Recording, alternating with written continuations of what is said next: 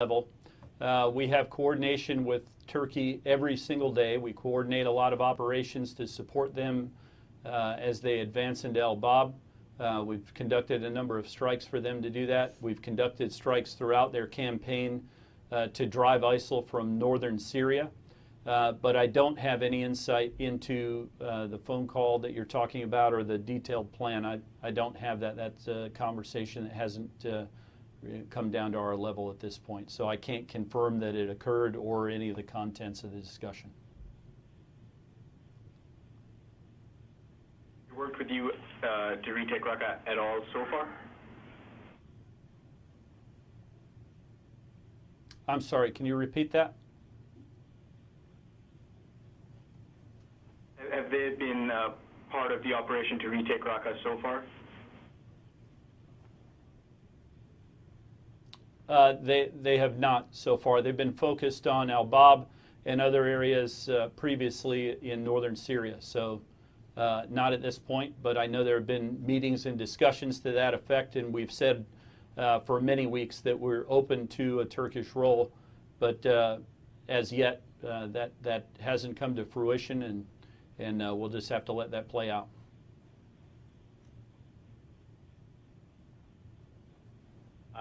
Next to it, sorry, next, it's actually till Joe Tabbitt next, and you're on the next list next, sir.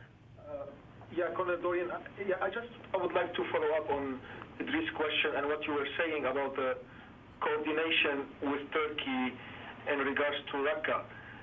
Can we expect that Turkey will have an operational role in the operation to retake Raqqa?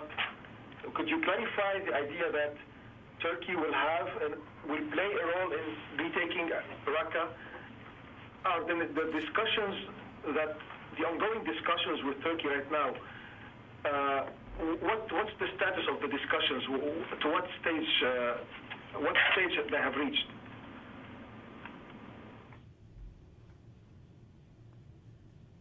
Yeah, those are ongoing diplomatic discussions that have occurred between Turkey, the U.S. government, and various members of the coalition. So I'm not going to get inside those discussions. That's something that that's best handled in a face-to-face diplomatic discussion rather than through media. But I would say that we've said for many months that the U.S. would be open to a Turkish role, and that dialogue continues. And I don't have an update on the conversation that you're describing. You said diplomatic discussions, but this is a military operation. Can I say that the coalition or the U.S. military didn't take part of those discussions? The military takes part in military discussions, and diplomatic discussions happen in diplomatic channels. Sometimes there's overlap, but I'm not going to get you inside those discussions. Those are ongoing, and if decisions have been made, they haven't been given to me, and so it's not time for me to give them to you if they've in fact occurred.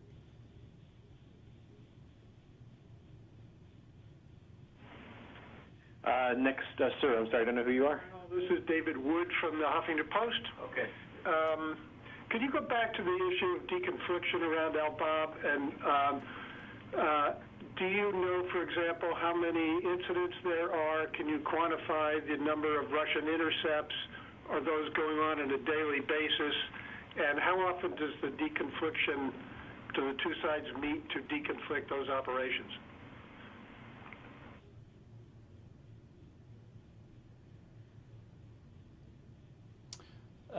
Those meetings generally happen several times a week or on an as-necessary basis. As far as the number of intercepts, I think I'd have to gather some information for you and circle back. I don't have visibility on that.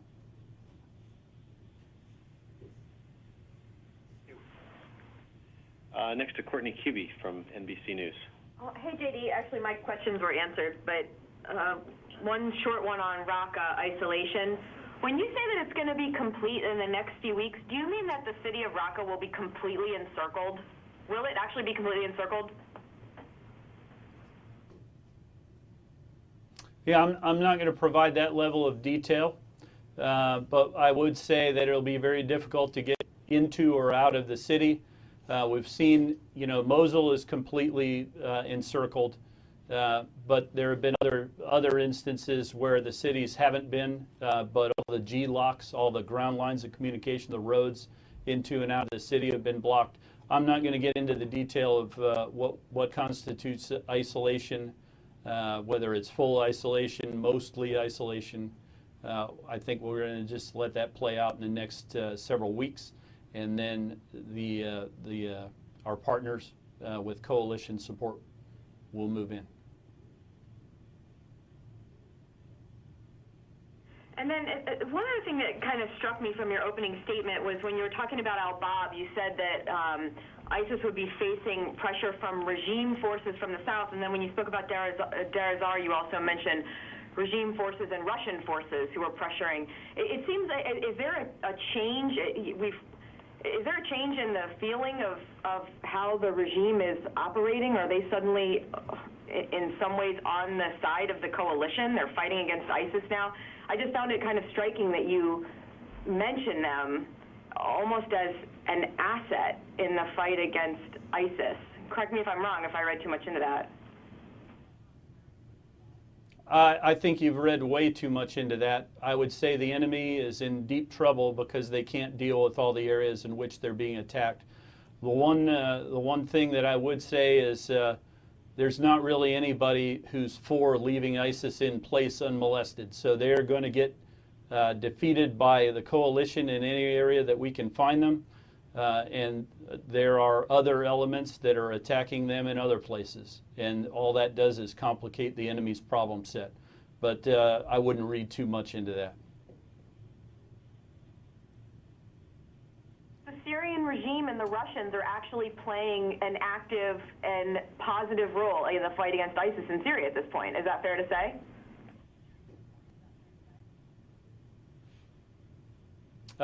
It's fair to say that they're attacking ISIS, and I don't think I want to characterize it beyond that.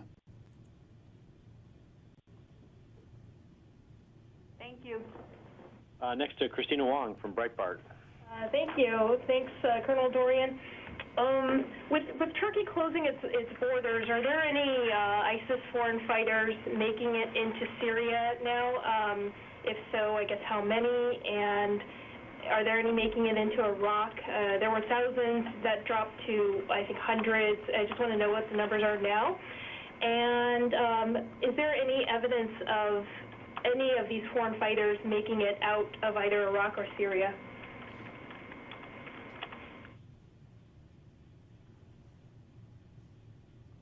What I'd say is that with all the borders being closed off between Syria and Turkey, that there are very, very few fighters making it into or out of the city. So we estimate no more than 100 to 200 per month. That's down from something like 2,000 if you go back a little over a year.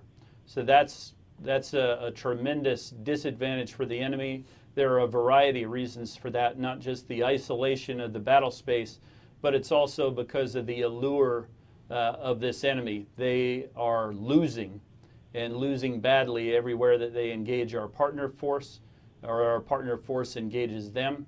That's going to continue to happen. I think that's becoming very clear on the battlefield, and there's probably not a tremendous market of people that want to go and join that fight because the enemy is being annihilated in Mosul, and they will be in other areas as well.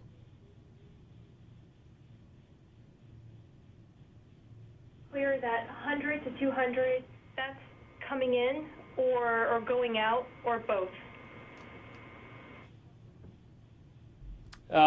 That's going in. I would say I don't have a figure for you getting out. It's not going to be a significant amount either. It's small numbers. They're not really in any position to be leaving because in many areas they're isolated. Not going to get out of al-Bab very easily, not going to get out of Mosul very easily, and they're going to other areas in Syria and Iraq. They'll be engaged there.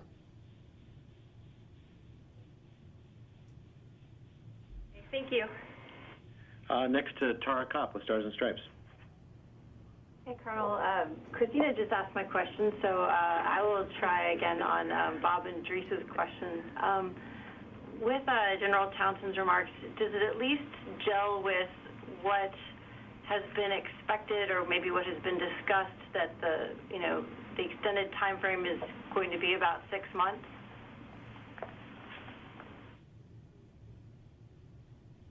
Yeah, again, those statements were on a battlefield circulation today. I just don't have visibility on what he said exactly, so I'd probably be out of line if and just plain guessing if I offered any context or commentary on it. But I can say that General Townsend was very clear when he took this job that his intent was to defeat ISIS militarily in both Iraq and Syria, as defined by crushing them in both Mosul and Raqqa.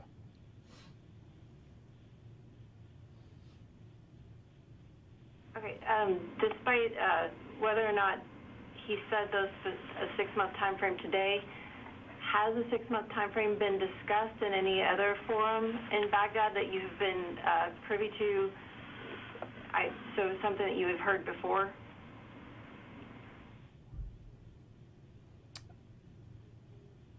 It hasn't been addressed in a forum that I've been in, other than what I just told you. General Townsend's made it clear, and he made it clear from his first interview on, that the intent of our campaign here is to defeat ISIL in both Mosul and Raqqa on our watch.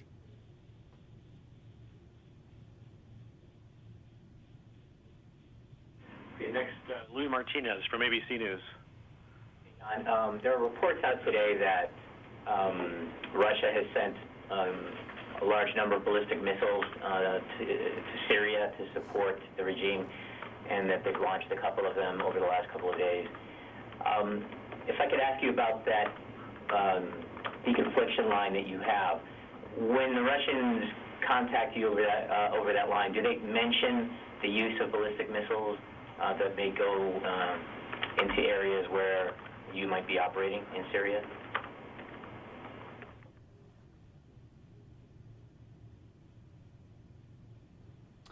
Louis, the purpose of the deconfliction channel is to avoid any unintended incident where our forces engage theirs, or their forces engage ours. So beyond that, I don't have any visibility on what would happen in the case of the use of a missile like that. But I know that the purpose of those deconfliction calls and discussions is to assure that we don't inadvertently have an incident in the battle space.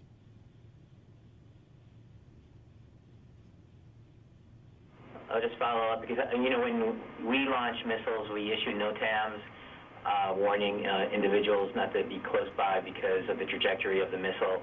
Since a trajectory from a ballistic missile would bring it into the air for a long period of time, I was just curious, wouldn't it play as a role in a deconfliction scenario? I think we'll have to circle back with you, Louis, possibly, but I don't know. It sounds like you need a more direct answer, and we'll try to get you one after.